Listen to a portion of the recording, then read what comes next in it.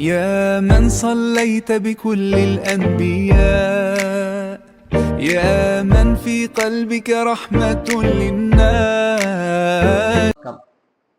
அல்லாஹுவை பயந்து நடந்து கொள்ளும்படி வாழ்வில் எல்லா நிலைகளிலும் தக்வாவுடைய வாழ்க்கையை மேற்கொள்ளும்படி முதலாக எனக்கும் உங்களுக்கும் உபதேசம் செய்து கொள்கிறேன். ரப்புல் ஆலமீன் நம்மையும் நம்மை சார்ந்தவர்களையும் அவனால் கபூல் செய்யப்பட்ட அவனது ரிவாவை பெற்ற நல்லோர்கள், நாதாக்கள், வாக்கியவான்கள் கூட்டத்தில சேர்த்தர புரிவானார். அவனால் நிராகரிக்கப்பட்ட அபாக்கியவான்கள் கூட்டத்தில சேர்க்காதிருப்பானார். கண்மணி நாயகம் ரசூலே கரீம் ஸல்லல்லாஹு அலைஹி வஸல்லம் அவர்களோடு நம்மை சங்கமிக்க செய்வானார். துன்யா கபுல் ஆகிரா. அல்ஹம்துலில்லாஹ், ரமலானுடைய கடைசி பத்தில் நிறைவு கட்டத்தில் நாம் இருந்து கொண்டிருக்கிறோம். அருமை நாயகம் ரசூலே கரீம் ஸல்லல்லாஹு அலைஹி வஸல்லம் அவர்களுக்கு எத்தனையோ பெயர்கள் இருந்தாலும் பிரபல்யமான பேர் எனது முஹம்மது ரசூலுல்லாஹ் ஸல்லல்லாஹு அலைஹி வஸல்லம். அந்த பேரு குர்ஆன் ஷரீஃபில் 4 இடத்துல இடம்பெற்றிருக்கிறது. அதில் 3 இடங்களை நாம் பார்த்து விட்டோம். இப்பொழுது ஒரே ஒரு இடத்தை நாம் பார்க்க வேண்டும். ஒமா முஹம்மதுன் இல்லா ரசூல் கத் ஹலத் மின் கப்லிஹி ரசூல் அஃபஇம் மாத அவ் குத்திலன் கலப்தும் வமன் யன்கலிபு அலா அக்பைஹி ஃபலன் யதுர்ரல்லாஹ ஷைஆ வஸயஜ்ஸில்லாஹு ஷாக்கிரீன் என்று அல்லாஹ் இந்த வசனத்திலே சொல்கிறான். ஆலு இம்ரான் சூராவில அல்லாஹ் இந்த வசனத்துல முஹம்மது ஸல்லல்லாஹு அலைஹி வஸல்லம் அவர்கள் ஒரு தூதர் தான். தூதரை தவிர அவர்கள் வேறொன்றும் இல்லை. கது ஹலத்து மின் கப்லிஹி ருசுல், அவர்களுக்கு முன்னரும் பல ரசூல்மார்கள் இந்த உலகத்தை விட்டும் சென்றிருக்கிறார்கள். அதே மாதிரி இந்த முஹம்மதும் ஒரு நாள் அவருடைய நேரம் காலம் முடிகிற பொழுது இந்த உலகத்தை விட்டு விட செய்வார்கள், மறைந்து விடுவார்கள். ஒருவேளை அவர்கள் மூத்தாகிவிட்டாலோ, அஃபீம் மாத்த அவர்கள் மூத்தாகிவிட்டாலோ, அவ் குத்தில அல்லது ஷஹீதாக்கப்பட்டு விட்டாலோ, இன்கலத்தும் அல்ல அட்டாபிக்கும், இந்த மார்க்கத்தை விட்டு போயிருவீங்களோ, தீனுல் இஸ்லாத்தை விட்டு நீங்க ஓடிடுவீங்களா என்று கேட்டுவிட்டு சொல்றான். என் கலிபா அலா அக்பைஹி, அப்படி யாராவது முகமது ரசூல்லா இல்ல போயிட்டாங்க என்று சொல்லி அவர்கள் இந்த தீனை விட்டும் மதம் மாறி வேற மார்க்கத்துக்கு வேற மதத்திற்கு போயிட்டா பழையல்லா ஷைஆ, அதனால அல்லாஹ்வுக்கு ஒரு பாதிப்பும் இல்லை. அல்லாஹ்வுக்கு அவர்கள் எந்த ஒரு வகையிலையும் எந்த பாதிப்பையும் அவர்களால் நிச்சயமாக என்ன செய்ய மாட்டாங்க, ஏற்படுத்த மாட்டாங்க.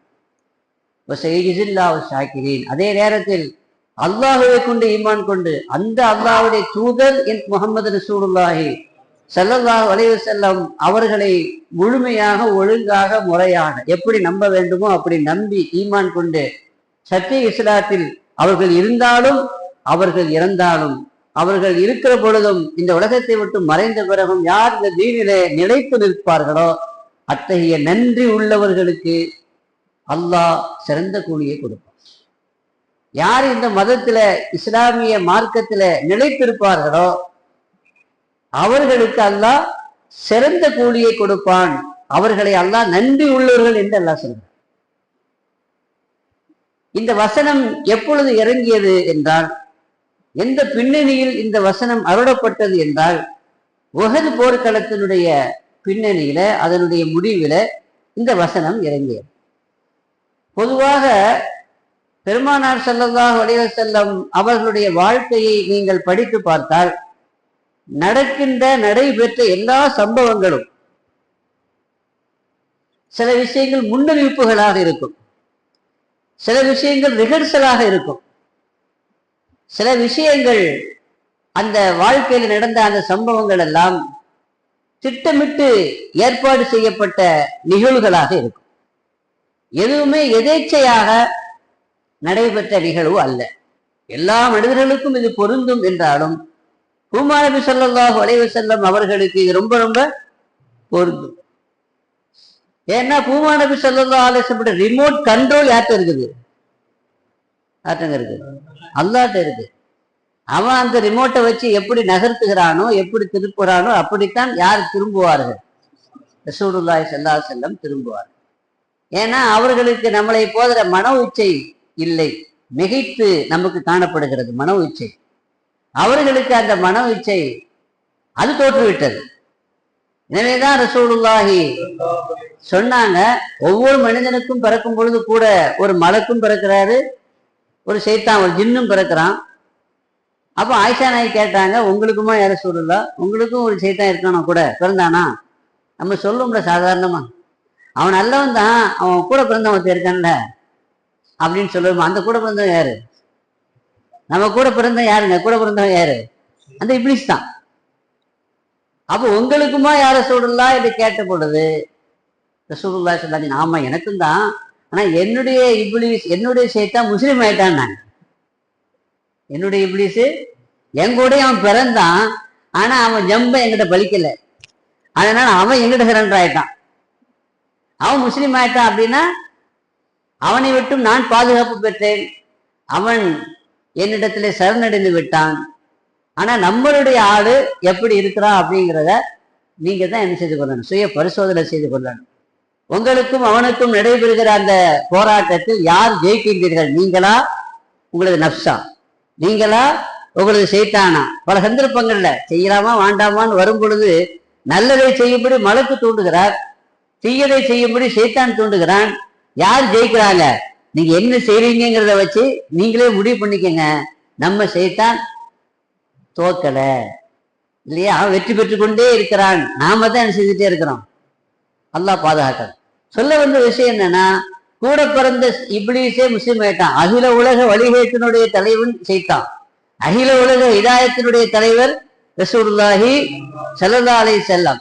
அதனால ஃபிளாஷ் நியூஸ் என்னன்னா, பிரேக்கிங் நியூஸா, அந்த நியூஸ் என்னன்னா, அகில உலக வழிகேட்டினுடைய தலைவர் முஸ்லிம் ஆனார். யாரிடத்துல?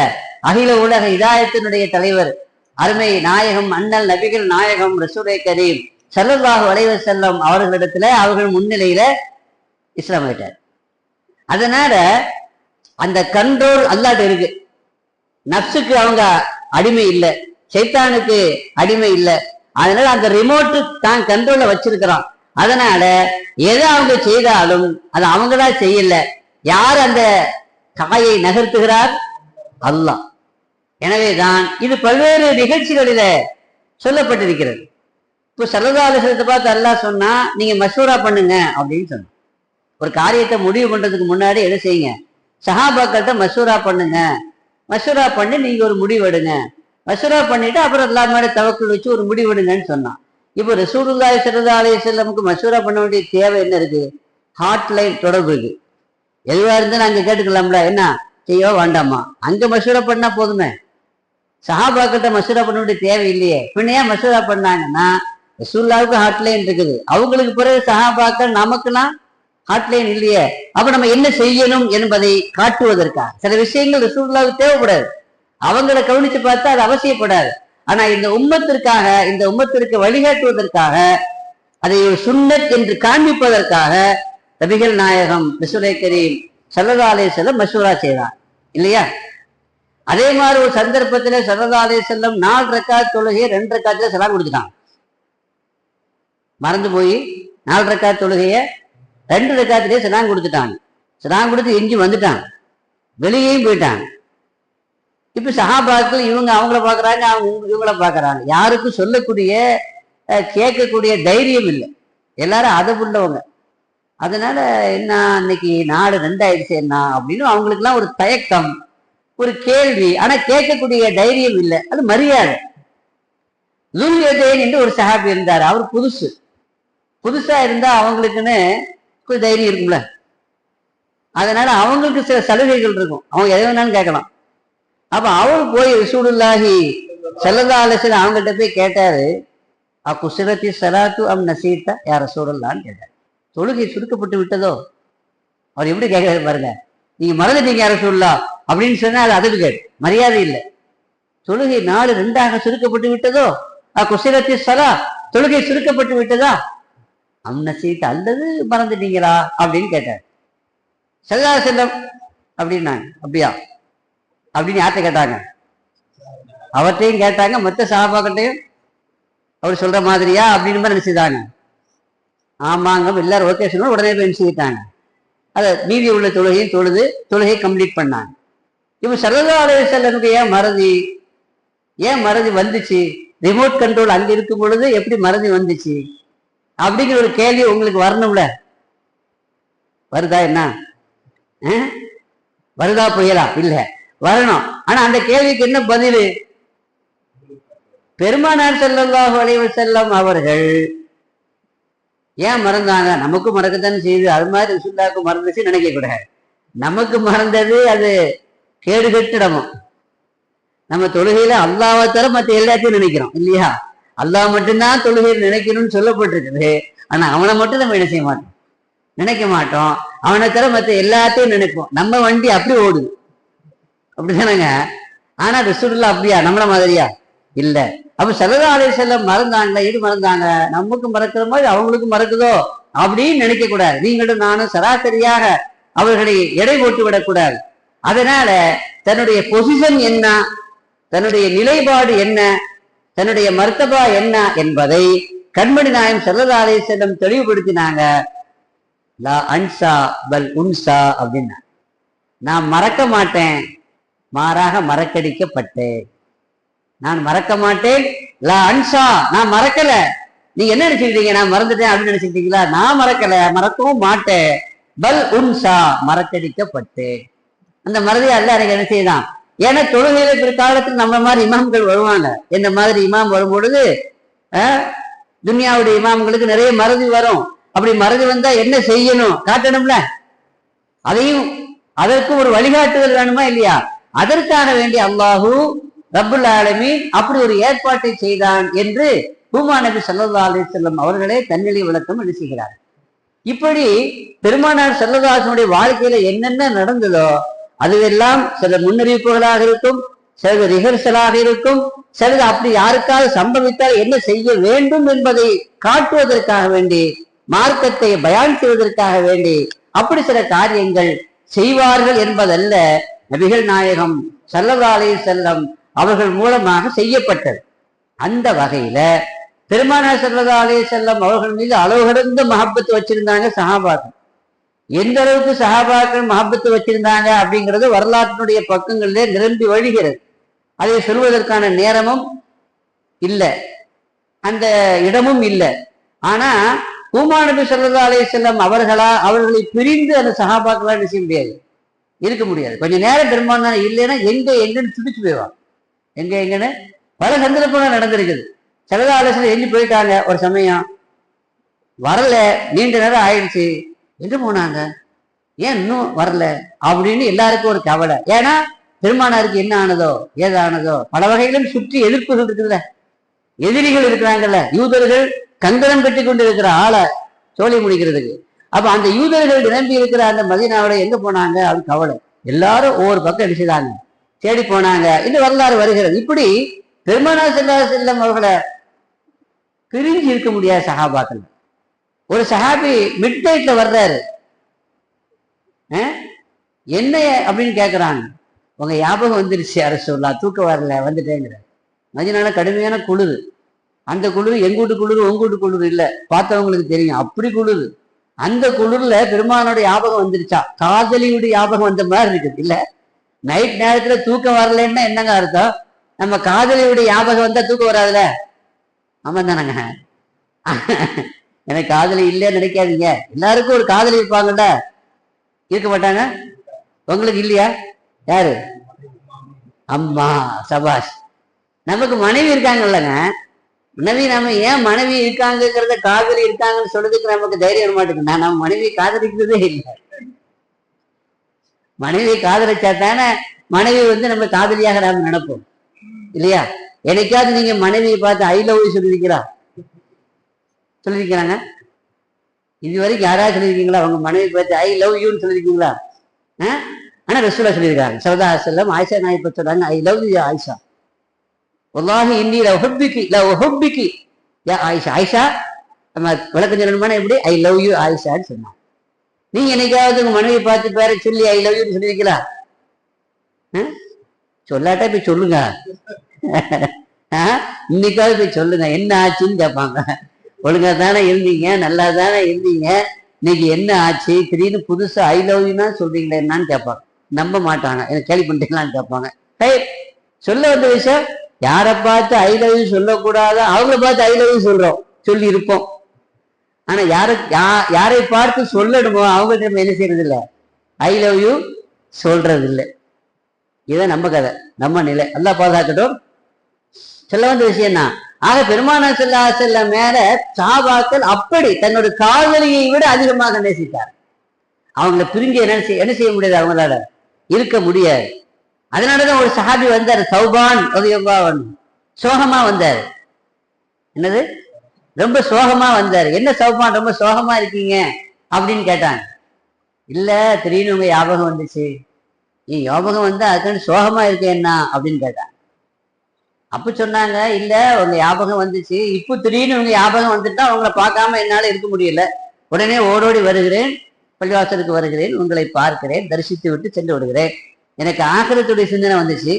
ஆக்கிரத்துல ஒருவேளை நான் சொர்க்கத்துக்கே போனாலும், எனக்கு சொர்க்கம் நசீபானாலும், உங்க ஸ்தானம் என்ன, என்னுடைய ஸ்தானம் என்ன? நான் சராசரி அதாவது கடைநிலை ஊழியன் தானே. அப்ப எனக்கு ஒருவேளை அல்லாஹ் சொர்க்கத்தை கொடுத்தாலும் லோ கிளாஸ் தானே கொடுப்பான்.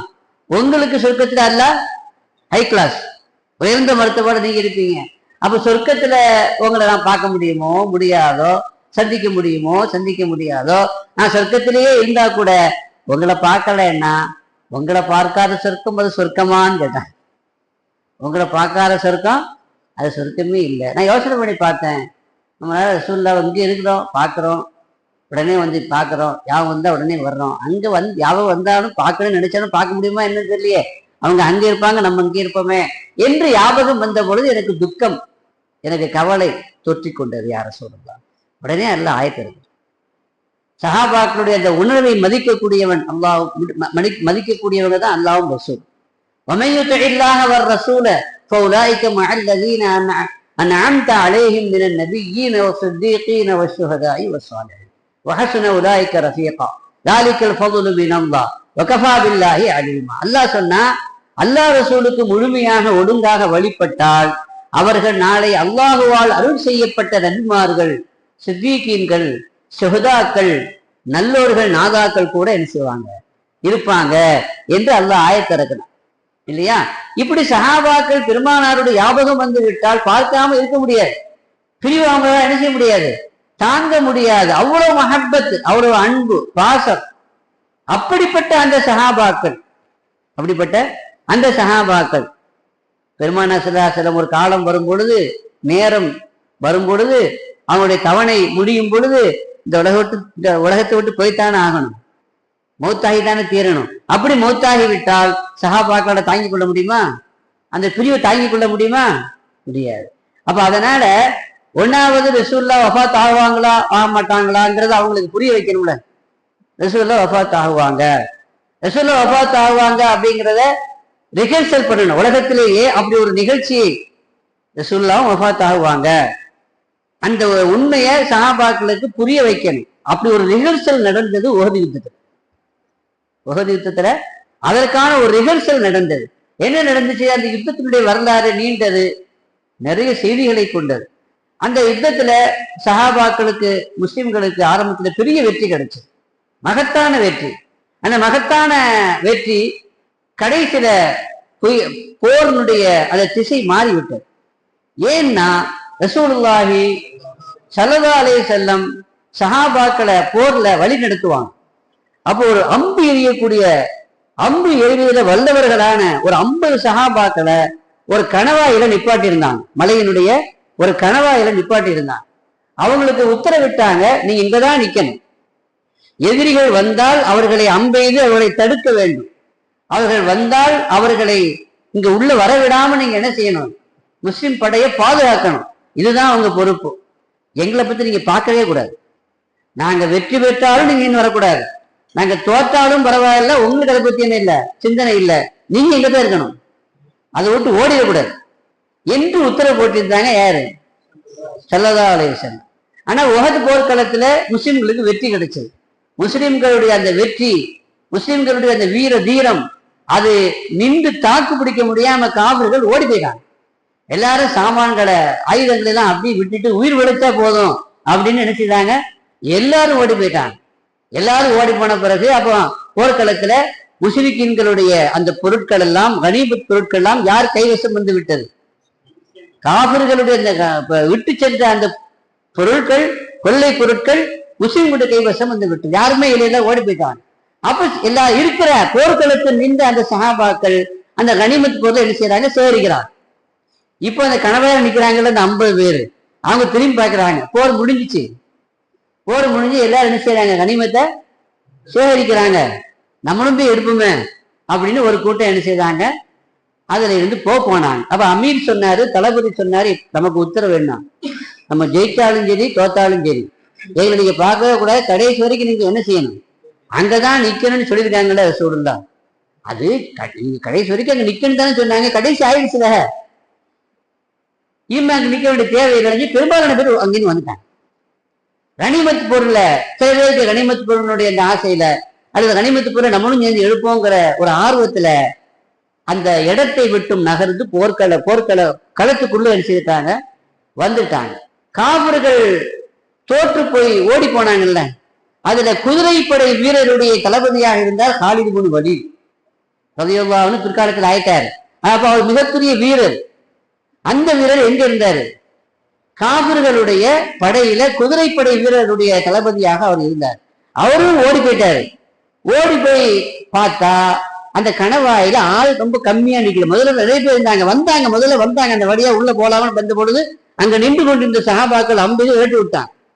அப்ப கொஞ்சம் கூட்டம் அதிகமா இருந்துச்சு. அப்ப இந்த வழியா என்ன செய்ய முடியாது, உள்ள போய் தாக்குதல் நடத்த முடியாது என்பதை விளங்கி கொண்ட காலித் இப்னு வலீத் போயிட்டாரு. ரெண்டாவது பார்த்தா கூட்டம் ரொம்ப கம்மியா இருக்கு. முதல்ல இருந்த கூட்டம் இல்லை.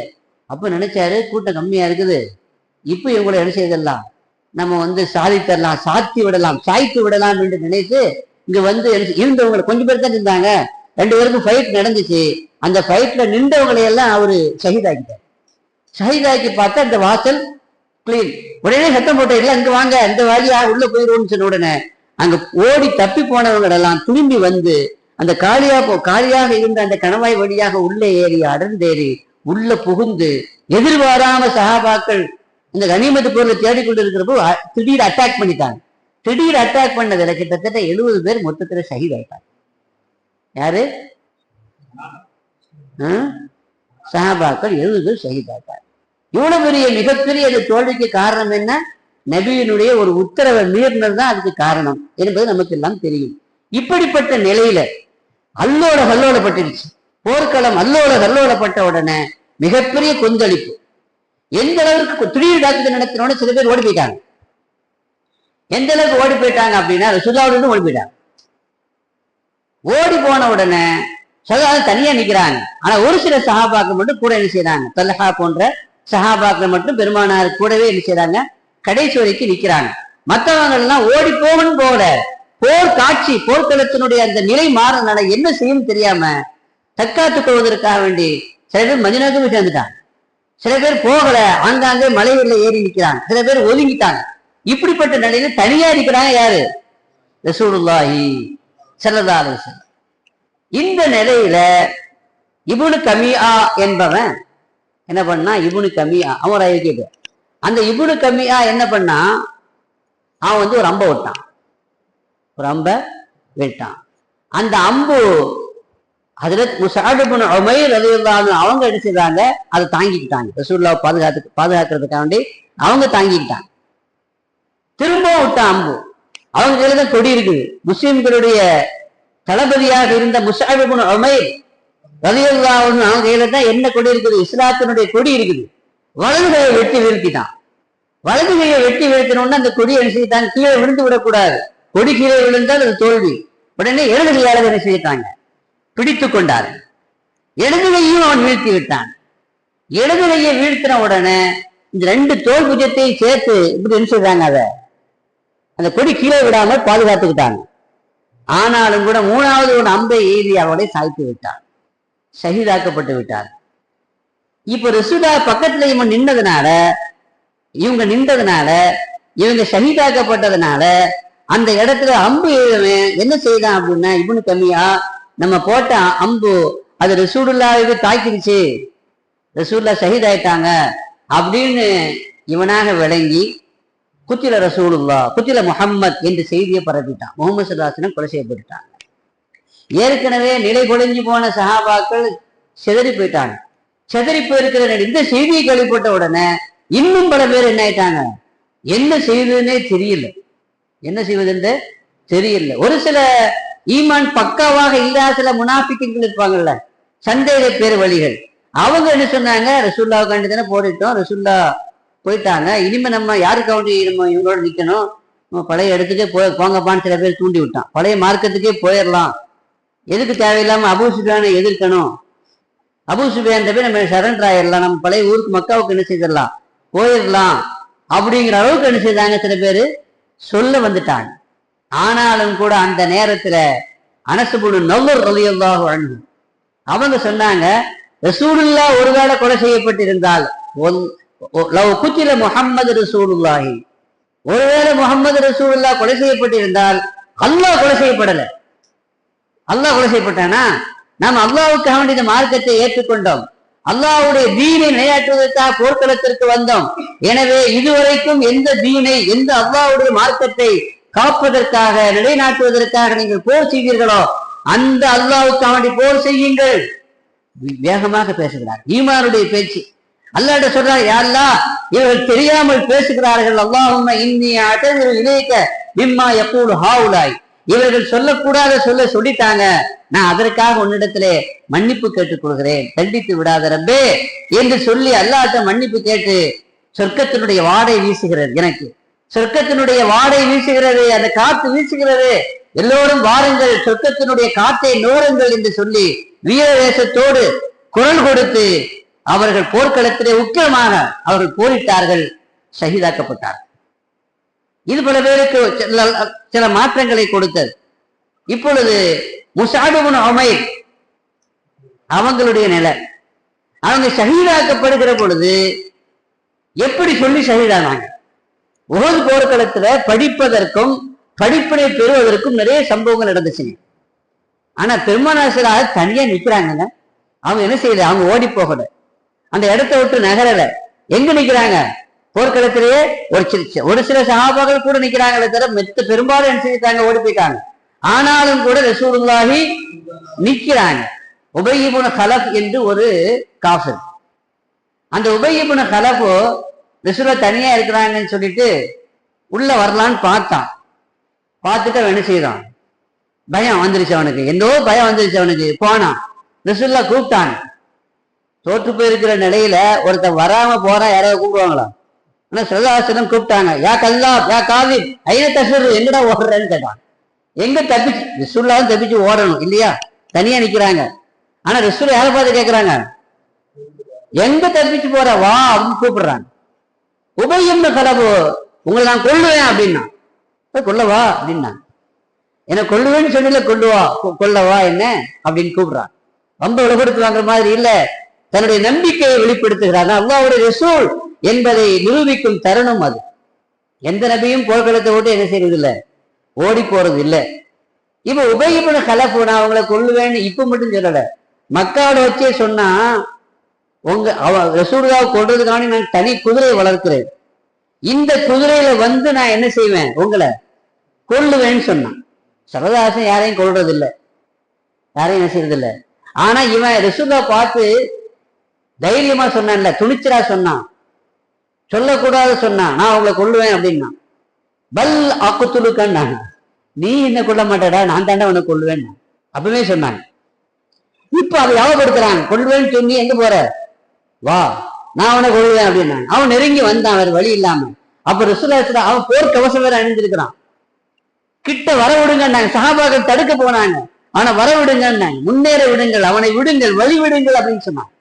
அப்படி வழி விடுங்கள் என்று சொன்ன பொழுது அவன் மெதுவா வந்தான், பக்கத்துல இருந்த ஒரு ஆளுடைய அம்பை எடுத்து அப்படி எய்தாங்க.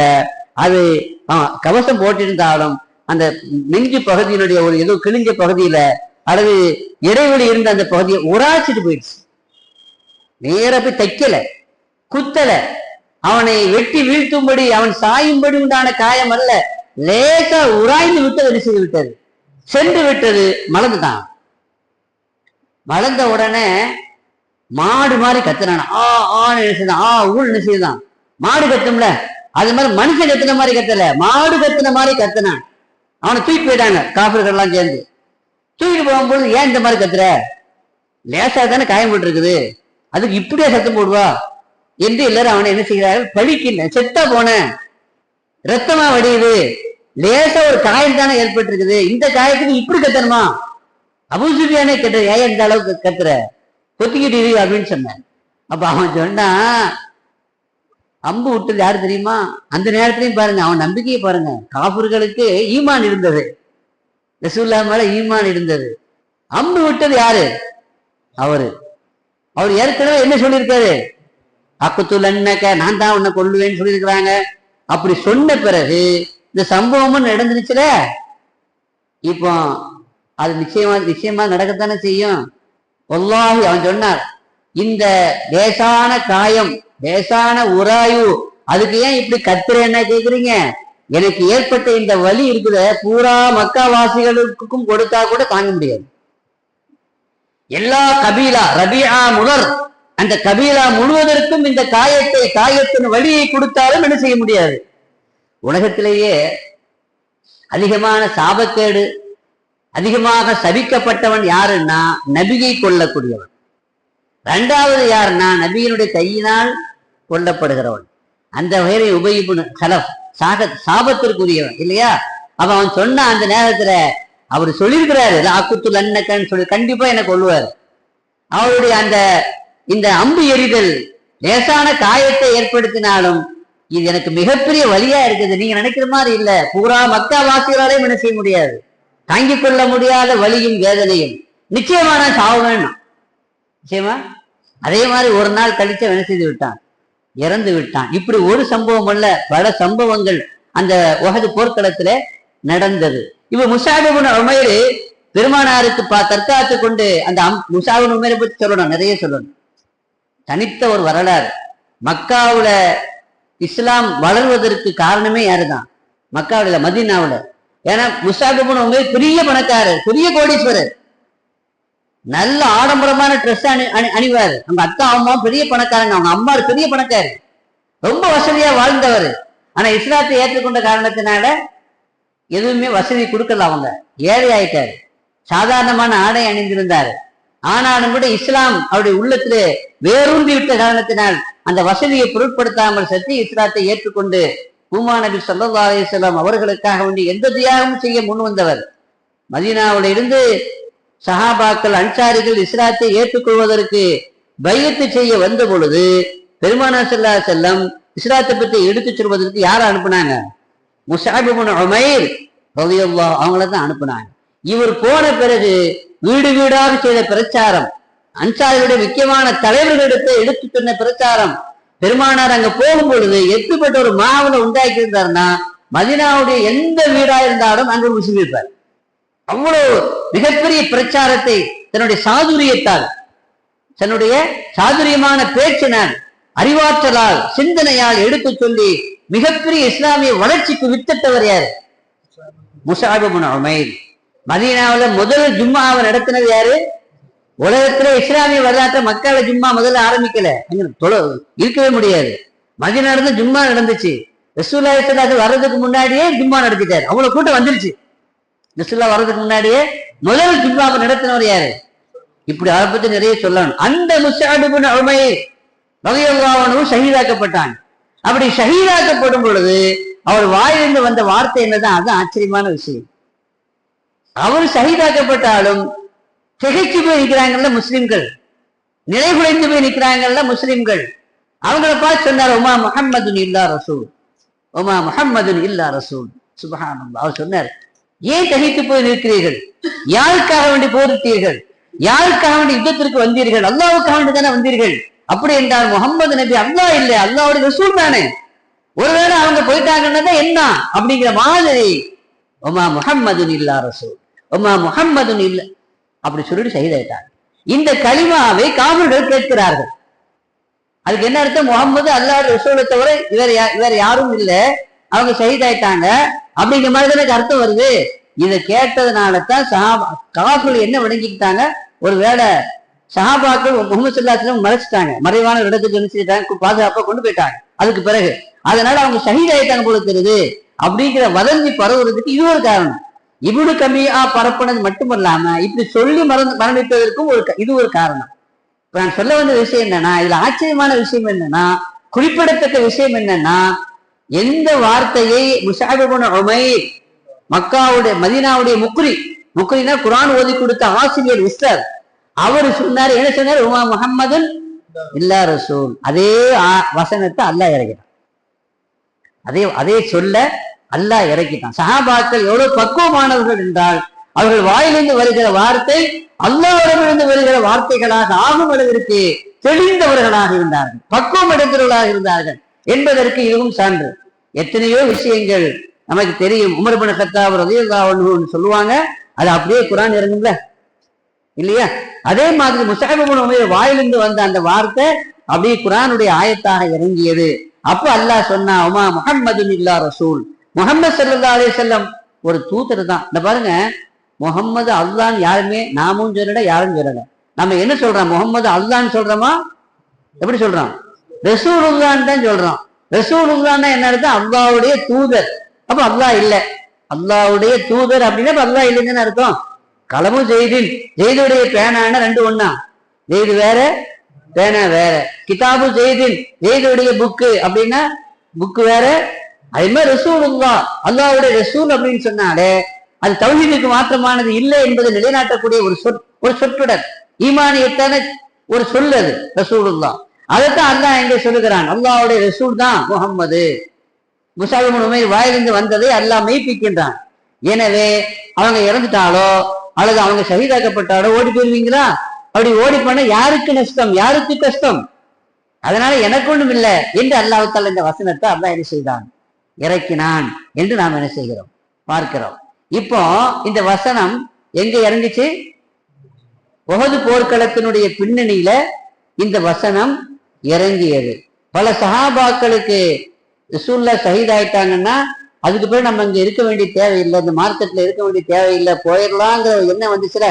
அதை எப்படி அல்லாஹ் தஆலா போக்குன அப்படின்னா, ஒரு வதந்தியை பரப்ப வச்சு உண்மையில ரசூலுல்லாஹ் வஃபாத் ஆயிட்டாங்கிற எண்ணத்தை உண்டாக்கி, அப்படி உண்டாகும் பொழுது ஸல்லல்லாஹு அலைஹி வஸல்லம் மீது பற்று கொண்ட, பாசம் கொண்ட, பிரியம் கொண்ட சஹாபாக்கள் எப்படி நிலைகுலிந்து ஓட வச்சு, அதுக்கு பிறகு அவங்கள அல்லாஹ் தஆலா ஆயத்தை இறக்கி நிலைகுலிந்து என்ன செய்யக்கூடாது, இந்த மாதிரி சந்தர்ப்பங்கள்ல பிற்காலத்தில் ரசூலுல்லாஹ் வஃபாத் ஆகலங்க, பிற்காலத்தில் ரசூலுல்லாஹ் வஃபாத் ஆகும் பொழுது இப்படி ஒரு சம்பவம் நடந்துவிடக் கூடாது என்பதற்கான செயற்கையாக உருவாக்கப்பட்ட இந்த நிகழ்ச்சியில சஹாபாக்களுக்கு அல்லாஹ் இந்த வசனத்தை இறக்கி புரிய வைக்கின்றார்.